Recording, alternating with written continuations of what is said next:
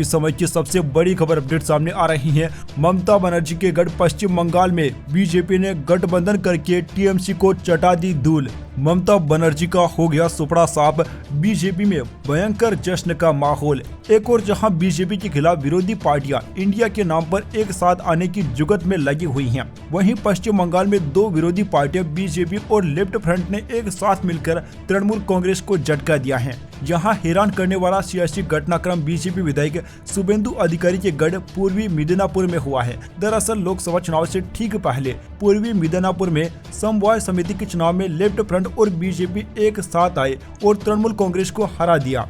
हालांकि दोनों दलों की तरफ से यहाँ कोई आधिकारिक या फिर घोषित गठबंधन नहीं है, लेकिन इस छोटे से समवाय समिति के चुनाव में जिस तरह से दोनों दल साथ आए, उनसे राजनीतिक हलकों में बंगाल में असंभव लगने वाले राम वाम के गठबंधन पर चर्चा छेड़ दी है। बता दें कि बुधवार को महिषादल ब्लॉक के अमृत बेड़िया समवाय कृषि कल्याण समिति का चुनाव हुआ। यहाँ कुल सीट संख्या 63 है, कुल वोटर 1540 हैं और कुल उम्मीदवार 125 हैं। राम और वाम यानी कि बीजेपी और वाम मोर्चा गठबंधन को 34 सीटें मिली, वहीं टीएमसी को 29 सीटें मिली। इस परिणाम के बाद से ही राम और वाम समर्थकों में जश्न का माहौल देखने को मिला। दोस्तों, आपको बताना चाहेंगे कि ममता बनर्जी एक तरफ जहां पर लोकसभा चुनाव की तैयारियों में जुटी हैं, एक तरफ वो खुद के राज्य में चुनाव हारती जा रही हैं। शुभेंदु अधिकारी पहले ममता बनर्जी की पार्टी में ही थे, लेकिन इस बार की विधानसभा चुनाव के दौरान वहां बीजेपी में शामिल हो गए थे और बंगाल में उनकी सबसे बड़ी चुनौती भी बन चुके हैं। Subscribe now and press the bell icon.